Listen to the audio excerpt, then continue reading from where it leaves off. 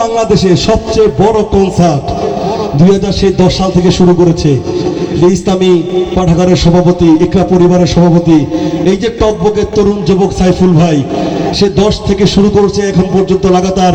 বাংলাদেশে আমরা যে সমস্ত প্রোগ্রামগুলো করি সবচেয়ে বড় কনসার্ট হচ্ছে গাজীপুরে এই ইকরা পাঠাগারের উদ্যোগে আয়োজিত।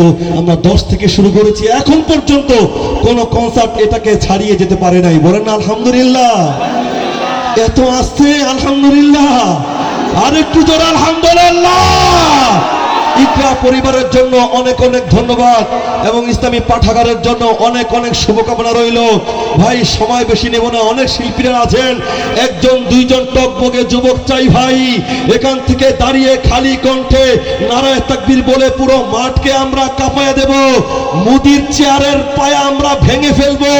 নারায়ে তাকবীর আল্লাহু আকবারের ধ্বনিতে আমেরিকার হোয়াইট হাউস থর থর করে কাঁপবে। আমাদের আওয়াজে তাম পৃথিবীর ইহুদি নাসারাদের তখতে তাউজগুলো থর থরে কাঁপবে। এই মুসলমানদের আওয়াজে এমন জোরে নারায়ে তাকবীর বলতে পারবো আমরা, একজন দুজন যুবক দাঁড়িয়ে ফাটিয়ে দেব।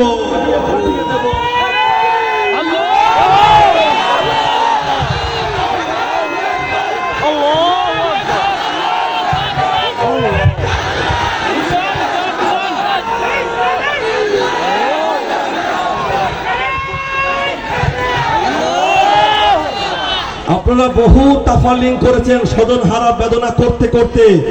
আয়না ঘরের আসল কাহিনী কেবলমাত্র বের হচ্ছে, ঠিক কিনা জোরে কোন? ওই ফেরাউন আর নমরুদ থেকে উনি শিক্ষা করতে পারে নাই। আল্লামা মামুনুল হক কি বলেছেন? একটা গ্লাসের মধ্যে যদি ফেরাউন রে, নমরুদ রে এবং শয়তান রে গোলানো হয়, একটা শেখ হাসিনা কুলাঙ্গার তৈরি হয়। ওই কুলাঙ্গার বাংলার জমিনে ঢুকতে পারবে না,